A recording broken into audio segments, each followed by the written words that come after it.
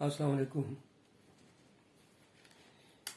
एक सवाल काफ़ी अरसे से या डिस्कशन कह लें, काफ़ी अरसे से डिस्कशन सोशल मीडिया पर और दीगर व्हाट्सएप और ग्रुप्स में ये ज़ेर बहस थी कि आया होम्योपैथिक डॉक्टर अपने नाम के साथ स्पेशलिस्ट डॉक्टर या किसी बीमारी के हवाले से स्पेशलिस्ट इन लीवर डिसऑर्डर वगैरह लिख सकता है कि नहीं लिख सकता। ये एक सवाल गर्दिश कर रहा था। So in this short video we will try to find out the answer whether a homeopathic doctor can write the word specialist in his her name as a prefix or suffix, पहले या बाद में specialist का लफ्ज इस्तेमाल कर सकता है कि नहीं कर सकता, ये एक सवाल बनता है। So before discussing this question and before concluding some remarks or trying to find something to get final verdict of this discussion, let me elaborate few points so that you should have a clear idea about the law, the word law, rules, regulations, and code of ethics. These are the four words which are mainly used while driving something, while finding something, whether that thing is according to the law or not. किसी भी चीज़ को देखने के लिए कि ये law है कि नहीं है, ये कानून पर अमल हो रहा है या नहीं हो रहा, इसकी प्रिविलेज है नहीं है, इसका फ़ायदा है नहीं है, उसके लिए पहले चार चीज़ों का जानना बहुत ज़रूरी है। और वो है लॉ। पहला हम लफ्ज़ ढूंढ लेते हैं लॉ, दूसरा है रूल्स, तीसरा है रेगुलेशन और चौथा है कोड ऑफ एथिक्स। ये चार चीज़ों को जानना बहुत ज़रूरी है। अच्छा जी, व्हाट इज़ लॉ? लॉ क्या होता है? Anything, any verdict,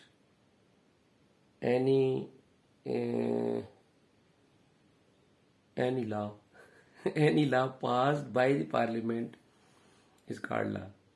Anything, any, हम लॉ के अगेंस्ट क्या कह सकते हैं कि कोई भी बात, anything that will be passed by the parliament is supposed to be called a law. ऐसी कोई भी चीज़, सुन लें, ये बात बहुत समझनी ज़रूरी है। तो कहते हैं यार स्पेशलिस्ट लिख सकते हैं, नहीं लिख सकते भाई, स्पेशलिस्ट लिख सकते हैं या नहीं लिख सकते, पहले लॉ समझना है ना कि लॉ क्या चीज़ है। लॉ ये चीज़ है, कोई भी चीज़ जो पार्लियामेंट पास करेगी वो लॉ है। पार्लियामेंट क्या होती है? कौमी असम्बली और सेनेट। ये जब दोनों मिल के किसी चीज़ को पास करते हैं, कानून बनाते हैं, उसको हम लॉ कहते हैं। तो ये चेंज नहीं हो सकता, ये दूसरा कोई इदारा चेंज नहीं कर सकता। यानी कि अगर लॉ क्या बना, नेशनल काउंसिल फॉर होम्योपैथी का एक्ट बना लॉ, ये कहलाता है UAH एक्ट 1965। ये पार्लियामेंट ने पास किया, यानी कौमी असम्बली ने पास किया, फिर सेनेट ने पास किया, फिर सदर ने साइन कर दिया, अब ये लॉ बन गया। इसको याद रखना है, नंबर 1 पॉइंट को याद रखना है कि लॉ क्या होता है। लॉ, इसको चेंज नहीं किया जा सकता। ये जब पार्लियामेंट ने बना दिया तो पार्लियामेंट ही इसको तब्दील करेगी, हमने इस पर अमल करना होता है। और उस लॉ के अगेंस्ट फिर सजाएं होती हैं। लॉ इतनी बड़ी चीज़ है, ये नंबर 1 चीज़ है कि अगर आपने इस पर अमल ना किया तो फिर इसके ऊपर अमल ना करने की वजह से आपको कैद और जुर्माना हो सकता है। ये इसकी अहमियत है। तो लॉ की क्या डेफिनेशन आपको समझ में आई? Anything that will be passed by the parliament collectively, that will become a law and it will be enforced in Pakistan. वो फिर उसके ऊपर अमल दरामद करना पड़ेगा। ये तो होगी पहली बात। दूसरी बात क्या आ गई रूल्स मैंने बात की, ये नंबर 2 है rules. When the law will be pass by the parliament, then comes the second phase that the rules will be defined or framed to implement that law that is passed by the parliament। मैंने क्या कहा कि जब law बन जाएगा, ये पहला number point है, ये लॉ बन गया, अब इसके ऊपर रूल्स बनेंगे। और रूल्स कौन बनाएगा? ये हुकूमत का इदारा बनाएगा, नेशनल काउंसिल फॉर होम्योपैथी बनाएगा, हेल्थ केयर कमीशन बनाएगा, ड्रग रेगुलेटरी अथॉरिटी बनाएगा। ये उसके रूल्स बनाएंगे, किसके? लॉ के, जो पार्लियामेंट पास किया। तो अब जो रूल्स हैं ये पार्लियामेंट पास नहीं करेगा, ये पार्लियामेंट पास नहीं करेगा, रूल्स पास करेगा हुकूमत पाकिस्तान का इदारा, इसको हम रूल्स कहते हैं। ये नंबर 2 पे आता है। इसके ऊपर अमल करने या ना करने से वो लॉ वाली सख्त सजाएं नहीं दी जाती, लॉ वाली सख्त सजाएं नहीं दी जाती। रूल पर अमल ना करने से आपको कई सहूलियात खत्म कर दी जाती हैं, रूल्स पर अमल ना करने से कई सहूलियात खत्म हो जाती हैं। और रूल्स एक ऐसी चीज है जो हर वक्त तब्दील की जा सकती है, क्योंकि ये इदारे ने बनाई है। नेशनल काउंसिल फॉर होम्योपैथी क्या बनाएगा? रूल बनाएगा, किसके ऊपर? जो लॉ पार्लियामेंट ने पास किया। जो नंबर 1 पे लॉ पास हुआ है उस पे नंबर 2 रूल्स बनेंगे, और वो रूल्स हेल्थ केयर कमीशन बनाएगा, वो rule national council for homeopathy बनाएगी, वो रूल्स ड्रग रेगुलेटरी अथॉरिटी बनाएगा, वो रूल्स ड्रग अथॉरिटी बनाएगी, फेडरल ड्रग अथॉरिटी बनाएगी। किस पे? जो लॉ पास हुए। तो रूल्स तब्दील हो सकते हैं। मतलब अब पहले मैं 2 नंबर आपको डेफिनेशन समझ में आ गई रूल्स की। अब तीसरा लफ्ज यूज होता है रेगुलेशन, ये मैं आपको आखिर में समझाऊंगा रेगुलेशन क्या होता है। चौथी चीज आ जाती है कोड ऑफ एथिक्स, यानी इखलाकियात, किसी काम को करने की इखलाकियात। ये इखलाकियात पे अगर आपके लिए अमल करना जरूरी नहीं है, ये फर्क है। लॉ पे अमल ना किया तो सजा और जुर्माना है, ये हो गए। नंबर 2, रूल्स पर अमल ना किया तो आपसे सहूलियात विड्रॉ कर ली जाएंगी, आपको जो चीज दी गई है वो ले ली जाएगी वापस, लेकिन सजा नहीं है, लेकिन सजा नहीं है। और ये रूल्स तब्दील हो सकते हैं जबकि लॉ तब्दील नहीं हो सकता। लॉ को पार्लियामेंट नहीं तब्दील करना, और लॉ हाई माई तब्दील नहीं होता। रेगुलेशन ये बाद में बताता हूँ, आखिर में बताऊंगा। और चौथी चीज मैं बता रहा हूँ कोड ऑफ एथिक्स, ये वो होते हैं कि यार काम करने का तरीका, इस पे आप अगर अमल करें ना करें, इससे ना सहूलियात आपकी खत्म होती हैं, ना आपको कोई सजा दी जा सकती है। ये चौथा नंबर है। रेगुलेशन आखिर में समझाऊंगा, क्योंकि ये जब तक मैं बात आपको ना समझा लूं वो आपको समझ में नहीं आएगी। तो अभी आते हैं कि मिसाल से समझते हैं। Number 1 law, number 2 rules, number 3 regulations, and number 4 code of ethics. ये 4 चीजें समझना जरूरी है। अब इसको एक एग्जाम्पल से बड़े अच्छे तरीके से आप समझ सकते हैं। अच्छा जी, पार्लियामेंट ने एक लॉ पास किया कि होम्योपैथिक कॉलेजेस जो होम्योपैथिक तालीम देते हैं, इनको national council for homeopathy registered करेगी, और जो होम्योपैथिक डॉक्टर बनता है उसके क्लिनिक को हेल्थ केयर कमीशन रजिस्टर्ड करेगा। यह बन गया कानून। कानून हमेशा शॉर्ट होता है, सादा, 2-3 लाइनों में। All the homeopathic colleges which are imparting homeopathic education in Pakistan will be registered under National Council for Homeopathy, and those homeopathic doctors who are practicing homeopathic medicine, their clinics will be registered by the Healthcare Commission. This is the law. ये law बन गया, parliament ने पास कर दिया। अब यह तब्दील नहीं हो सकता। इसके ऊपर अगर कोई बंदा का अमल नहीं करेगा तो सजा भी है, जुर्माना भी है, और टाइम पड़ा मौत भी है। बाज लॉ ऐसे हैं कि उसके ऊपर अगर आपने अमल नहीं किया तो सजाए मौत भी है। ये होता है लॉ। अब इसके ऊपर दूसरा क्या बनना है जी, मैंने आपको समझाया, वो है जी रूल्स। और रूल्स कौन बनाएगा? वो नेशनल काउंसिल बनाएगी, हेल्थ केयर कमीशन बनाएगा, ड्रग रेगुलेटरी अथॉरिटी बनाएगी और फेडरल ड्रग जो ऑफिस है, मिनिस्ट्री है, वो बनाएगी। ये इसके रूल्स बनाएगी। और ये मैंने बताया कि रूल्स तब्दील हो सकते हैं। अच्छा, अब जो मैंने मिसाल दी कि होम्योपैथिक कॉलेजेस को national council for homeopathy registered करेगा और होम्योपैथिक डॉक्टर्स की रजिस्ट्रेशन होम्योपैथिक काउंसिल करेगी, लेकिन क्लिनिक को हेल्थ केयर कमीशन रजिस्टर्ड करेगा और उसकी दवाई को drug regulatory authority of Pakistan registered करेगा। ये हो गया कानून, लॉ। अब इसका बनेगा रूल। तो नेशनल काउंसिल फॉर होम्योपैथी ने रूल क्या बनाया कि जो होम्योपैथिक कॉलेज नेशनल काउंसिल के अंडर रजिस्टर्ड होना चाहता है उसके 4 कमरे होंगे, उसका इतना एरिया होगा, उसके अंदर एक एग्जामिनेशन हॉल होगा, उसके अंदर एक एनाटॉमी म्यूजियम होगा, उसके अंदर 15 बंदों की फैकल्टी होगी, प्रिंसिपल होगा, उसकी ये क्वालिफिकेशन होगी। तो ये क्या है? रूल्स। किसने बनाए? ये नेशनल काउंसिल बनाए, यानी पार्लियामेंट नहीं बनाए। अच्छा जी, अगर आप इसमें अमल नहीं करेंगे रूल्स के ऊपर जो उसने बनाए हैं तो क्या होगा? वो आपको रजिस्टर्ड नहीं करेगा। सहूलियात आपको जो आपको फैसिलिटीज दे रहे थे रजिस्ट्रेशन की वो नहीं दी जाएगी। कुछ सजा नहीं है इसकी। अगर आपके होम्योपैथिक कॉलेज को आपने रजिस्टर्ड करवाना है तो आप उसके जो रूल्स हैं उसको फॉलो करेंगे और उसको एप्लीकेशन दे देंगे। तो अगर आपने उस एप्लीकेशन की वायोलेशन की, उस रूल्स की वायोलेशन की, तो आपका कॉलेज रजिस्टर्ड नहीं होगा। इतनी सी बात। वो गोली तो नहीं मारेंगे। तो रूल्स तब्दील हो सकते हैं। वो कहते हैं नहीं, अब पहले 2 कनाल पे कॉलेज होता था, अब 4 कनाल पे हो गए। पहले फैकल्टी 15 होती थी, अब 20 बंदों की फैकल्टी होगी। पहले मैट्रिक और DHMS होते थे, अब मास्टर डिग्री होंगे। तो रूल्स तब्दील होते रहते हैं। और कौन बनाता है? इदारा बनाता है। तो ये बात आपको मेरे ख्याल काफी हद तक समझ आ गई। और हेल्थ केयर कमीशन क्या रूल बनाएगा कि क्लिनिक का रूल बनाएगा कि जी क्लिनिक जो है ना उसके अंदर जो वो डॉक्टर जो है उसकी नेशनल काउंसिल में रजिस्ट्रेशन होनी चाहिए, ये रूल है। और उसकी वैलिड रजिस्ट्रेशन होनी चाहिए। उसके बाद DHMS होना चाहिए या BHMS होना चाहिए। और उसका क्लिनिक के ऊपर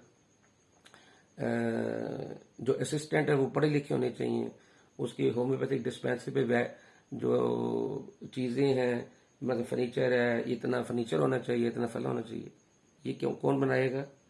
रूल्स कौन बनाएगा? और इतनी उसकी फीस होगी रजिस्ट्रेशन की। ये रूल बना दिए हेल्थ केयर कमीशन ने। ये चेंज हो सकते हैं। पहले उसने रखी थी फीस रजिस्ट्रेशन फ्री, बाद में रूल बनाया कि आप 2000 देंगे। पहले लाइसेंस फीस थी 5000, अब आ गई 10000। तो ये रूल तब्दील होते रहते हैं और इदारे बनाते हैं। तो ये 2 नंबर पॉइंट आपको क्लियर हो गया। फिर इसी तरह ड्रग रेगुलेटरी अथॉरिटी है, वो क्लिनिक के दवाइयों के रूल्स बनाएगी कि आप जो होम्योपैथिक दवाई इस्तेमाल करेंगे वो फार्माकोपिया में दर्ज होनी चाहिए, ये रूल है। और उसके बाद उसकी एक्सपायरी डेट लिखी होनी चाहिए दवाइयों की, ये रूल है। तो आप उस पर अगर नहीं अमल करेंगे तो आपकी फार्मेसी रजिस्टर्ड नहीं होगी, उसको फॉर्म 6 और 7 नहीं मिलेगा। लेकिन सजा नहीं है। लेकिन अगर आपने किसी कानून पर अमल ना किया, कानून क्या है कि होम्योपैथिक दवाई रजिस्टर्ड होनी चाहिए, ये पार्लियामेंट ने पास किया ड्रैब की सूरत में। तो अब जो दवाई आपने रजिस्टर्ड नहीं कराई उसके बावजूद आपने मार्केट भेज दी तो उसको पकड़े जाने पर सजा भी है और जुर्माना भी। Law, rules, regulation and code of ethics, ये 4 चीजें समझा रहा हूं आपको। तो मैंने आपको एग्जांपल दे दी कॉलेज की कि लॉ में लिखा हुआ है कि होम्योपैथिक कॉलेज रजिस्टर्ड करेगी नेशनल काउंसिल, बात ये लॉ खत्म हो गई। और उस कॉलेज का कितना एरिया होगा, कितने कमरे होंगे, कितनी फीस होगी रजिस्ट्रेशन की, कितने बच्चे होंगे, कितने टीचर होंगे, वो नेशनल काउंसिल ने रजिस्टर्ड रूल्स बना दिए। और ड्रैप ने क्या बनाया? वो दवाइयों के रूल्स बना दिए। और हेल्थ केयर कमीशन ने क्या बनाया? उसने क्लिनिक के रूल्स बना लिए। अब आते हैं चौथे नंबर पे, रेगुलेशन नहीं अभी समझा रहा, रेगुलेशन बाद में समझाता। ये है तीसरा नंबर रेगुलेशन का, कोड ऑफ एथिक्स। अब हेल्थ केयर कमीशन ने जो कोड ऑफ एथिक्स बनाए उसका नाम है MSDS, minimum service delivery standards, MSDS ये बनाया। तो उसने ये कहा जैसा मैंने कोड ऑफ एथिक्स की आपको मिसाल दी कि इस पर कोई बंदा अमल ना करे तो सजा नहीं है, आपकी कोई रजिस्ट्रेशन कैंसिल नहीं होगी, कोई आपका क्लिनिक को बंद नहीं करेगा, लेकिन वैसे आपकी सर्जनिश हो सकती है। आपको कह सकते हैं पाजी अमल किया करें, इस तरह ना किया करें। मसलन एक आपका कोड ऑफ एथिक्स ये है कि आप जब क्लिनिक में बैठे तो अच्छे कपड़े पहन के बैठे। मैं तो देखो ना माठे पाए, तो आप अच्छे कपड़े पहन के बैठे हैं, आपके साफ सुथरा हो चेहरा, ये कोड ऑफ एथिक्स है। आपके जो हमसाये में होम्योपैथी डॉक्टर है उससे जाके मिलें, उसको सलाम करें, उससे तारुफ होना चाहिए, ये कोड ऑफ एथिक्स। एक बंदा कहना मैं नहीं अमल करना, मैं नहीं मिलता जाके उन्हें, तो उसको सजा नहीं है और ना ही उसके क्लिनिक की रजिस्ट्रेशन खत्म होगी, ये कोड ऑफ एथिक्स में आता है। तो कोड ऑफ एथिक्स आखिरी दर्जे का कानून होता है जिस पर अमल करें ना करें आपको सजा भी नहीं मिलती और ना ही आपसे सहूलियात विड्रा होती हैं। लेकिन कोड ऑफ एथिक्स में कोई चीज लिखी हुई है तो वो लॉ को खत्म नहीं कर सकती। मसलन लॉ में लिखा है कि होम्योपैथिक कॉलेजेस को कौन सा रजिस्टर्ड करेगी, तो कोड ऑफ एथिक्स में आप ये नहीं लिख सकते कि होम्योपैथिक कॉलेज को कौन सा रजिस्टर्ड नहीं करेगी, बल्कि चाचा मन्ना करेगा या सिद्दीक माछी करेगा। कोड ऑफ एथिक्स में आप नहीं लिख सकते। Code of ethics law, rules और रेगुलेशन की बुनियाद पर इखलाकियात को कहते हैं। इसमें जो बात मेंशन की जाएगी ये कानून नहीं है, ये इखलाकियात है, तरबियत है आपकी कि आप ये काम करें। मसलन कोड ऑफ एथिक्स में लिखा हुआ है या MSDS में लिखा हुआ है कि जब आप मरीजा को देखें, मरीजा को जो औरत है, तो आप जिस कमरे में एग्जामिन रूम है, जिसको में पेशेंट एग्जामिनेशन रूम है, वहां पर आप उसको लेके जाते हैं मरीजा को, मरीजा खातून है कोई, तो आप कहें उसको, मरीजा को कहें कि आपके साथ आपकी कोई बेटी बहन या कोई खातून है या आपका हस्बैंड है, उसको मेरे साथ आगे अंदर एग्जामिनेशन रूम में लेके आए, ताकि जब मैं आपको एग्जामिन करूं तो वो मेरे पास खड़ा हो, आपका हस्बैंड। या औरत कुंवारी है तो उसकी बहन खड़ी हो या उसकी अम्मा खड़ी हो, ये कोड ऑफ एथिक्स में। अगर कोई होम्योपैथी डॉक्टर कहता है नहीं जी मैं कोई अंदर नहीं आने देना, मैंने किसी मर्द को अंदर नहीं आने देना या उसकी माँ को अंदर नहीं आने, मैं खुद अकेले उसको एग्जामिन करना है, तो वो एग्जामिन कर सकता है। या अगर वो उस पर कोड ऑफ एथिक्स पर अमल नहीं कर रहा तो उसकी ना तो रजिस्ट्रेशन कैंसिल होगी, ना क्लिनिक की रजिस्ट्रेशन कैंसिल होगी। इतना समझा दिया मैंने कोड ऑफ एथिक्स क्या है। इसके बावजूद अगर कोई सवाल आए तो मैं ला डंडा लेके तुम्हारी फैंटी लगानी है मैं, अगर ये समझ नहीं आई बात तो। कि कोड ऑफ एथिक्स आपको सिर्फ एक तरीकाकार वाजे करता है कि यार ये जो रूल्स हैं और ये जो कानून है, लॉज हैं, इन पर इस तरीके से अमल करें। चलें एक और मिसाल देता हूं। रूल्स में लिखा हुआ है कि आपने इम्तिहान, DHMS का इम्तिहान एग्जामिनेशन हॉल में लेना है। बड़ा एग्जामिनेशन हॉल होता है, वो उसके रूल्स में लिखा हुआ है। तो एक कॉलेज जो है वो एग्जामिनेशन हॉल में इम्तिहान ले रहा है, दूसरा कॉलेज कहता है मेरे पास एग्जामिनेशन हॉल नहीं है या है और मैं नहीं लेना, मैं क्लास में इम्तिहान ले रहा हूँ DHMS का, फर्स्ट ईयर के फर्स्ट ईयर क्लास में, सेकंड ईयर। तो उसने कोड ऑफ एथिक्स की वायोलेशन की है, इम्तिहान उसने सही लिया है, तो इस कॉलेज को ना शो का जारी होगा, ना उसको उन्होंने कोई थ्रेटिंग लेटर भेजना है, ना ही उसकी रजिस्ट्रेशन कैसे करनी है। क्यों? उसने सिर्फ कोड ऑफ एथिक्स की वायोलेशन की है। उसको ये कहा गया है, प्यार से समझाया गया है कि आपने जाके इम्तिहानी सेंटर में, जो इम्तिहानी एग्जामिनेशन हॉल बनाया गया आपके कॉलेज का, वहां पर इम्तिहान लिया करें। लेकिन वो इम्तिहान अपनी क्लास के अंदर ले रहा है, तो उसको उसकी सर्जनिश की जा सकती है, उसको लेटर लिखा जा सकता है कि पाजी आइंदा नहीं करना। ठीक है, तो ये आपको समझ में आ गया। अब आते हैं जो तीसरा जो मैं पॉइंट समझाना चाहता था, वो था रेगुलेशन। किसी भी इदारे को, किसी भी चीज को रेगुलेट करना, इसके भी कवानीन होते हैं, रेगुलेट करने के भी कवानीन। जो रूल्स बनाए जाते हैं वो असल में किसी चीज को रेगुलेट करने के लिए बनाए जाते हैं। मसलन आप कहते हैं कि होम्योपैथिक फार्मेसी है, इसके रूल बना लिए आपने कि इसका इतना एरिया होगा, इतने फार्मासिस्ट होंगे और इतनी दवाइयां वो बना सकता है, इतना सब कुछ। अब उसको रेगुलेट करना है, रेगुलेट करना है यानी ऑब्जर्व करना है कि आया फार्मेसी लॉ पर और रूल्स पर, लॉ पर और रूल्स पर, नंबर 1 पॉइंट पर और नंबर 2 पॉइंट पर अमल कर रही है या नहीं कर रही। तो उस नंबर 1 पॉइंट पे और नंबर 2 पॉइंट पर अमल दरामद के लिए जो कवानीन बनाए जाते हैं उसको रेगुलेशंस कहते हैं। 3 नंबर लॉ पर अमल दरामद और रूल्स पर अमल दरामद के लिए उन तीसरी चीज आती है रेगुलेट करना, उसको रन करना, उस इदारे को रन करना, होम्योपैथिक कॉलेज को रन करना। और 140 कॉलेजेस हैं अगर पाकिस्तान में, तो इन तमाम कॉलेजेस को जो रन करना है, चलाना है, नेशनल काउंसिल फॉर होम्योपैथी, उनकी देखभाल करनी है, उनको लॉ के मुताबिक और रूल्स के मुताबिक देखभाल करनी है, उनको चलाना है, उनको ऑब्जर्व करना है, वो उसको रेगुलेशंस कहा जाता है। और उसके रूल्स को रेगुलेटरी रूल्स कहा जाता है। तो हम ये दोनों जो टर्म्स है ना, रूल्स और रेगुलेशन, ये मिला के इस्तेमाल कर लेते हैं। तो हम कह सकते हैं कि पहला नंबर पॉइंट लॉ है, दूसरा number point rules and regulation है, और तीसरा पॉइंट कोड ऑफ एथिक्स है। तो पहले मैंने शुरू में कहा था कि वो 4 पॉइंट हैं, वो चौथा मैंने जो रेगुलेशन बताया था वो इसीलिए कि ये आपको अभी समझ में नहीं आएगा, ये किसी भी इदारे को, होम्योपैथिक डॉक्टरों को हमने किस तरह रन करना है, इनको हमने किस तरह चलाना है, हमने इनसे किस तरह काम लेना है, और हमने इनको किस तरह ऑब्जर्व करना है कि ये कवानीन पर अमल कर रहे हैं या नहीं कर रहे हैं। That is called regulations. तो अब मेरे ख्याल है अब आ जाते हैं उस सवाल की तरफ, स्पेशलिस्ट डॉक्टर की तरफ, कि आया होम्योपैथिक डॉक्टर अपने नाम के साथ स्पेशलिस्ट डॉक्टर लिख सकता है कि नहीं लिख सकता। ये आ गया सवाल। तो नंबर 1 वो है लॉ। तो लॉ ये है कि कोई होम्योपैथिक डॉक्टर अपने आप को एलोपैथिक प्रैक्टिशनर शो नहीं करेगा, ना ही शो करने की जिसारत करेगा। Any homeopathic doctor is not authorised और pretend to be a doctor, is not allowed to pretend to be a doctor. वो ये शो नहीं करेगा कि मैं एलोपैथिक डॉक्टर हूं।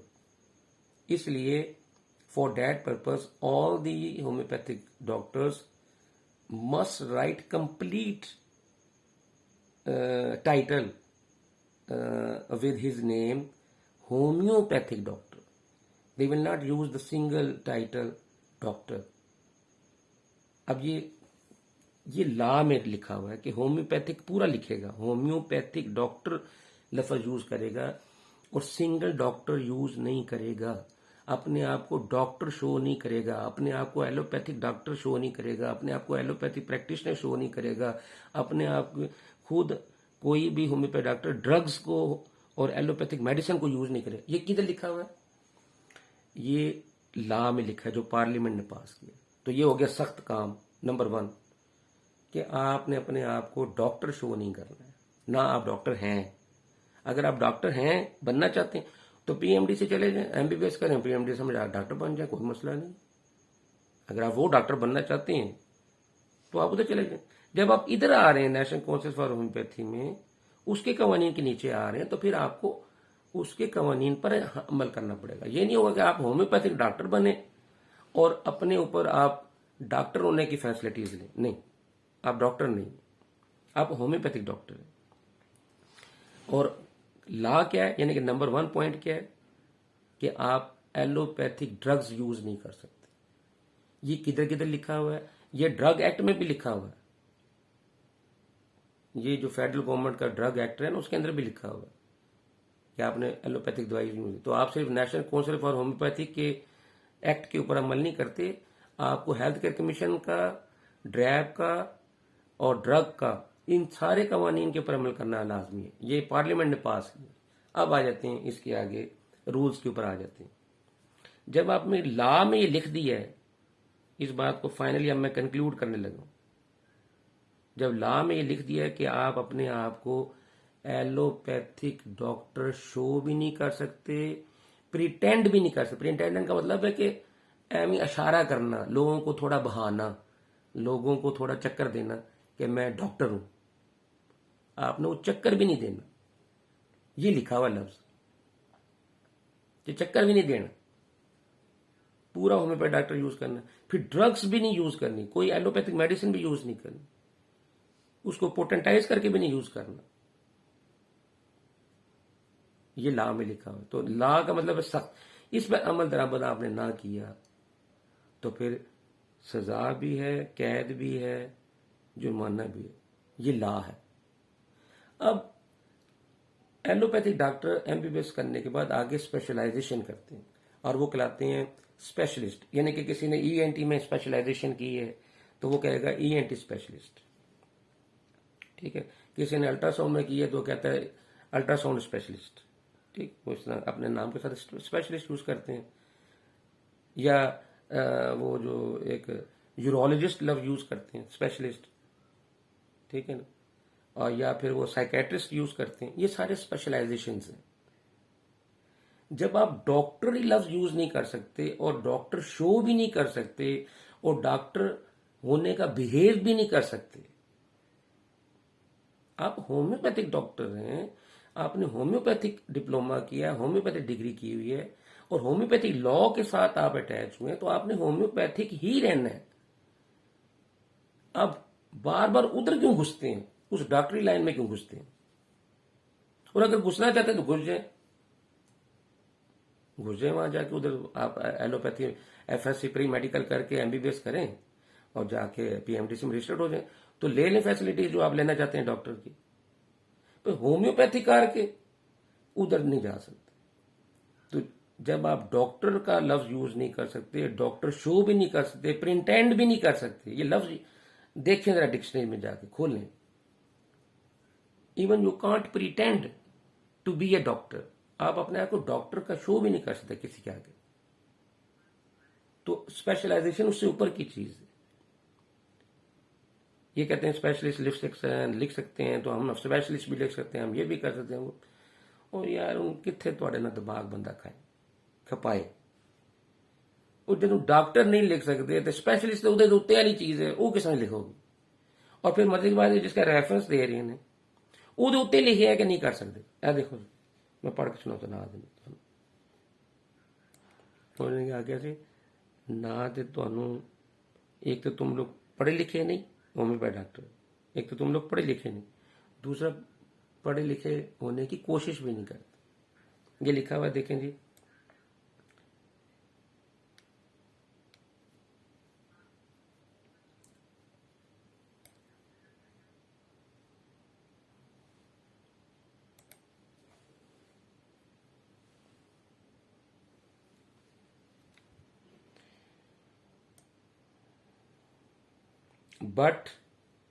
but indications of specialty should be avoided.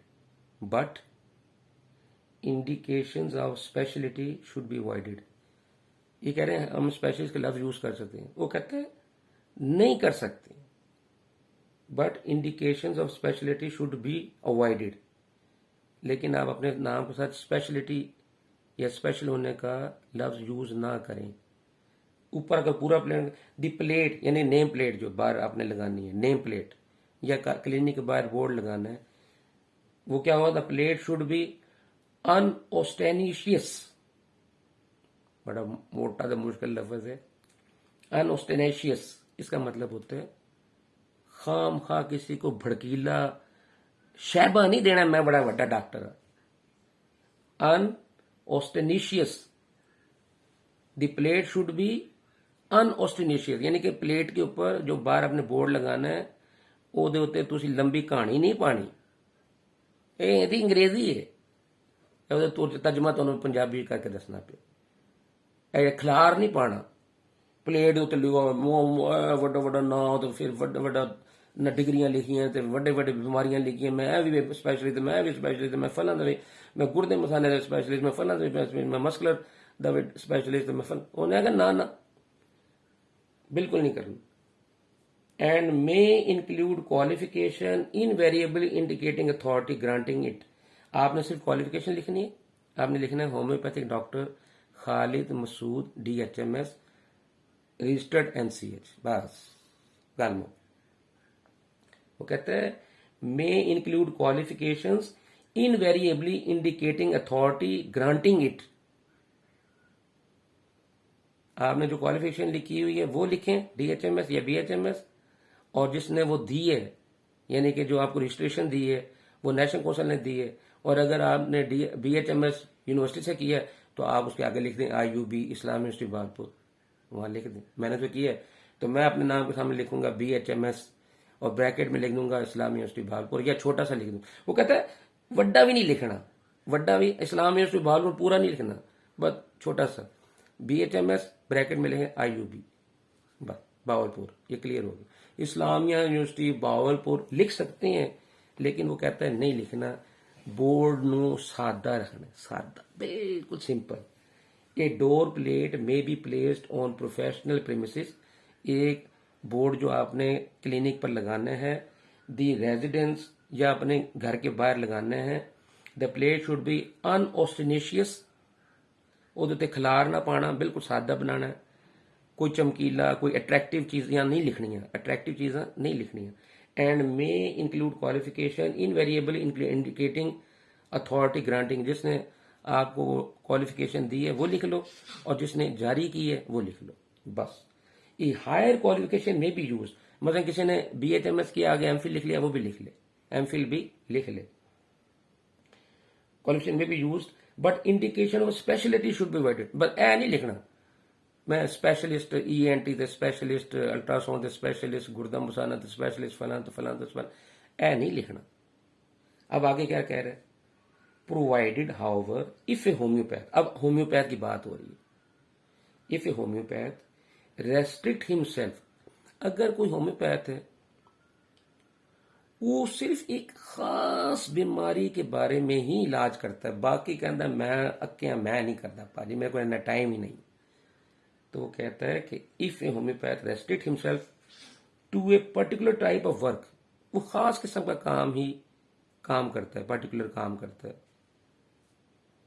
तो वो क्या करेगा, ही कैन और she can use the words specialist in XYZ, वो आगे लिख लेगा स्पेशलिस्ट XYZ, XYZ मतलब कोई भी बीमारी कोई भी चीज जो वो कर रहे, यानी कि ये कोड ऑफ एथिक्स है। पहली बात तो ये क्लियर कर लो, 4 नंबर पॉइंट है ये, 4 नंबर पॉइंट, 4 नंबर ला 1 नंबर 2 नंबर और 3 नंबर को खत्म नहीं कर सकता।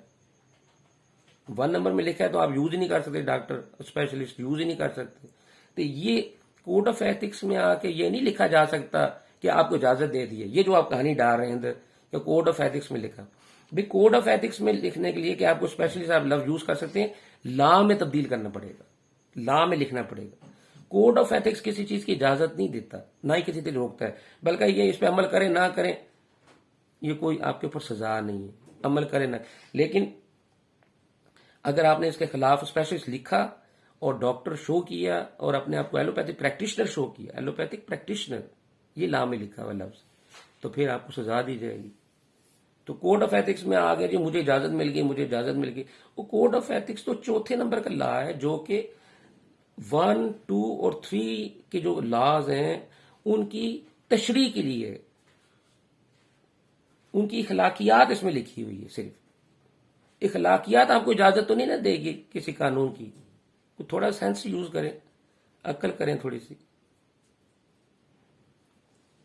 ही can use the word specialist in XYZ, वो ये लिख सकता है कि मैं जी, ऊपर लिखेगा homoeopathic doctor Khalid Masood DHMS NCH registered, और नीचे लिख देगा छोटा सा specialist cirrhosis specialist of homoeopathic specialist of cirrhosis disease लिख ले, या न माहिर गुर्दे की पथरी के माहिर लिख ले, गुर्दे की पथरी के माहिर लिख ले कि भाई मैं सिर्फ गुर्दे की पथरी ही देखता हूं, इसके अलावा मैं दूसरे इलाज नहीं करता। तो वो अगर लिखना चाहता है, पहले तो उसने ऊपर लिखा हुआ सारी कहानी डाली कि लिखना ही नहीं, लेकिन कोई एक बंदा कहता है मैं तो बाकी काम ही कोई नहीं करता, ना मैं ना गुर्दे के मरीज देखता हूँ, ना मैं लीवर के मरीज देखता हूँ, ना मैं जिगर के मरीज देखता हूँ, मैं तो होम्योपैथिक दे इस तरह वो तो जनरल मरीज में देखता ही नहीं, मेरी तो फील्ड ही मैं कहना मैं अख दे जेडे ना ओदी नज़र दी मैं ओद करना चाहता, वो नीचे बाहर लिख दे कि नज़र की होम्योपैथिक मुआलिज खसूसी मुआलिज बराए नज़र की ऐनक लगाने का लिख ले। वो कहता है इस सूरत में लिख ले कि चलो यार ओदी नहीं जान छुटती पई तो ऐनक लिख ले, लेकिन ऐसा मतलब यह नहीं है कि तुम्हें इजाजत मिल गई है, क्योंकि ये कोड ऑफ एथिक्स में लिखा हुआ। कोड ऑफ एथिक्स आपको इजाजत नहीं देता किसी चीज की करने की। ये तो लॉ में तब्दीली हो तो आप कर सकते हैं, या रूल्स में कहीं लिखा हो तो कर सकते हैं, रेगुलेशन में कहीं लिखा हो तो आप कर सकते हैं। उन तीनों जगह पे कहीं नहीं लिखा, वहां तीनों जगह मना मना मना मना मना किया हुआ, और इधर आके आप कहते हैं मुझे इजाजत मिल गई है। फिर आप न उधर दे रहे हैं एमएसडीएस की। वो एमएसडीएस भी जो है वो 1 2 3 नहीं है, वो 4 नंबर है एमएसडीएस। वो बनाया किसने? वो मैंने, आपने, सबने मिलके उसको जाके हेल्थ केयर कमीशन को दिया है। MSD minimum service delivery standards दिए, उसमें लिखा हुआ है। चलें वो भी खोल के बता देता हूँ, तो वो भी खोल के बता देता हूँ ना। आप लोग तो सारे जो है ना सियाने हैं, लोगों को बेवकूफ बनाया हुआ। किसी तरह की स्पेशलाइजेशन का तासुर देने से ग्रेज करना चाहिए, उर्दू में लिखा हुआ। आप कहते हैं हमें इजाजत मिल गई स्पेशलिस्ट लिखने की।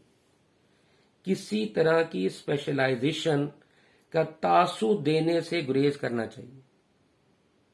वो तासुर भी नहीं देना, प्रिटेंड भी नहीं करना। तुझे हमें इजाजत मिल गई हूं, तुसी आओ मैं तुम सारे स्पेशलिस्ट बना देना, मैं एंड कर देंगे, मैं उन्हें कर देंगे। वो प्लेट के ऊपर आपको कह रहा है। ताहम अगर कोई होम्योपैथ अपने आप को किसी खास तरह के काम तक मखसूस या महदूद करता है तो वो अपने नाम के साथ स्पेशलिस्ट बराए ज़ियाबीतस लिख ले। स्पेशलिस्ट बराए ज़ियाबीतस बीमारी। ऑर्गन का स्पेशलिस्ट नहीं आप लिख सकते, गुर्दे का माहिर नहीं लिख सकते, गुर्दे का स्पेशलिस्ट नहीं लिख सकते, किसी खास बीमारी। क्योंकि आप जनरल प्रैक्टिशनर हैं, आप तो डॉक्टर है ही नहीं है, आप तो होम्योपैथ डॉक्टर हैं। तो होम्योपैथ डॉक्टर तो जनरल होता है ना, आप तो कोई माहिर है ही नहीं, आप तो डॉक्टर है ही नहीं।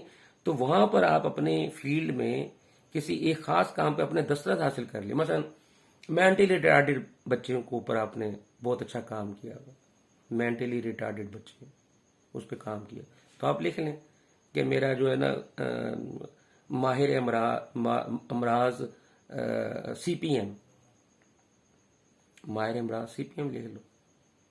या वो जरा न्यूरोमस्कुलर डिस्ट्रॉफी लिख लो, न्यूरोमस्कुलर एनएमडी लिख लो, न्यूरोमस्कुलर डिस्ट्रॉफी लिख लो, माहिर न्यूरोमस्कुलर डिस्ट्रॉफी लिख लो, ऐसा लिख लो। स्पेशलिस्ट लिख लो, चलो स्पेशलिस्ट न्यूरोमस्कुलर डिस्ट्रॉफी बीमारी का नाम लिख लो। वो भी कहाँ लिखना है? आपने क्लिनिक के बाहर बोर्ड पर। इसका मतलब ये नहीं कि आपको इजाजत मिल गई है, बोर्ड पे नाम लिखने के लिए कहा है उन्होंने कि चल यार लिख ले। तो कोड ऑफ एथिक्स ऊपर इतना उन्होंने कहानी डाली है, नहीं करना नहीं करना नहीं करना नहीं करना नहीं करना। थले उन्होंने आख्या है अच्छा यार जो तुसी बहुत ही अक्के हो ना तो फिर एंज करके कर लियो। ये मैंने आपको उर्दू में और अंग्रेजी दोनों में ऊपर तो लिखा हुआ है, किसी तरह की स्पेशलाइजेशन का तासुर देने से गुरेज करना है आपने, किसी तरह की स्पेशलाइजेशन का तासुर देने से भी गुरेज करना है। तो ये एमएसडीएस है, ये हेल्थ केयर कमीशन का लॉ और रूल्स नहीं है। ये रेगुलेट करने के लिए, यानी कि हेल्थ केयर के कमीशन के हेल्थ केयर जो एस्टेब्लिशमेंट्स हैं जिन क्लिनिक्स को रेगुलेट करने के लिए ये एमएसडीएस बनाया गया, रेगुलेट करने के लिए। और मैंने कहा था ना 3 नंबर में रेगुलेट बाद में समझाऊंगा। तो रेगुलेट के बाद जो चीज आती है ना चौथे नंबर पे, ये वो चीज है एमएसडीएस। इसको आप कोड ऑफ एथिक्स कह लें, इसको आप चौथे नंबर का कानून कह लें। अच्छा इसमें यह भी लिखा हुआ है कि आपने प्लेट में, ये जो प्लेट ऊपर नेम प्लेट है, ये अगर आपने नेम प्लेट लगाई हुई है लेकिन नाम पूरा नहीं लिखा हुआ, उसमें 2-3 क्वालिफिकेशन ज्यादा लिख दिए, कम लिख दिए, फिर भी ठीक है, लिखा हुआ है। चलो पढ़ के सुना देते। अगर नाम की तख्ती ऊपर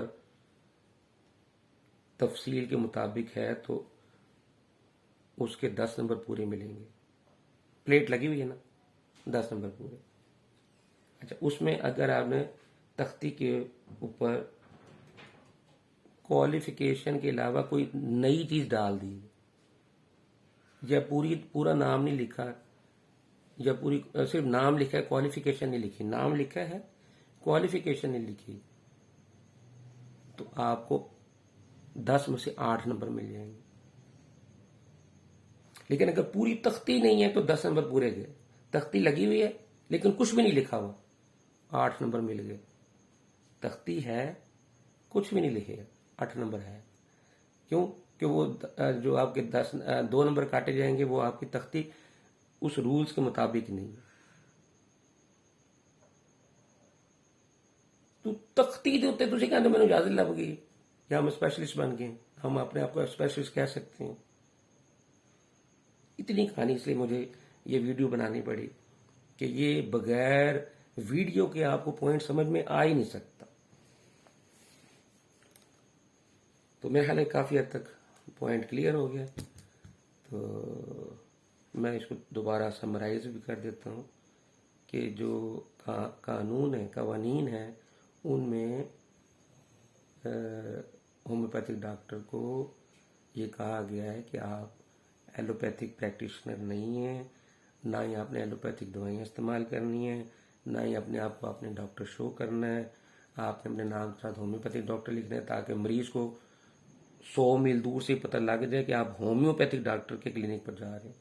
आपने होम्योपैथिक क्लिनिक के बाहर कहानियां नहीं डालनी है। उसके बोर्ड के ऊपर बहुत सारी बीमारियों को ये भी मैं ठीक करता हूँ, मैं ये भी ठीक करता हूँ, नज़ला, जुकाम, खांसी, बुखार, जनाब गुर्दे, मुसाने, मर्दाना ताकत, छोटी ताकत, बड़ी ताकत, ये इस तरह की बीमारियां बोर्ड पे नहीं लिखनी है। उनको भड़कीले अल्फाज नहीं करने हैं। वो आपने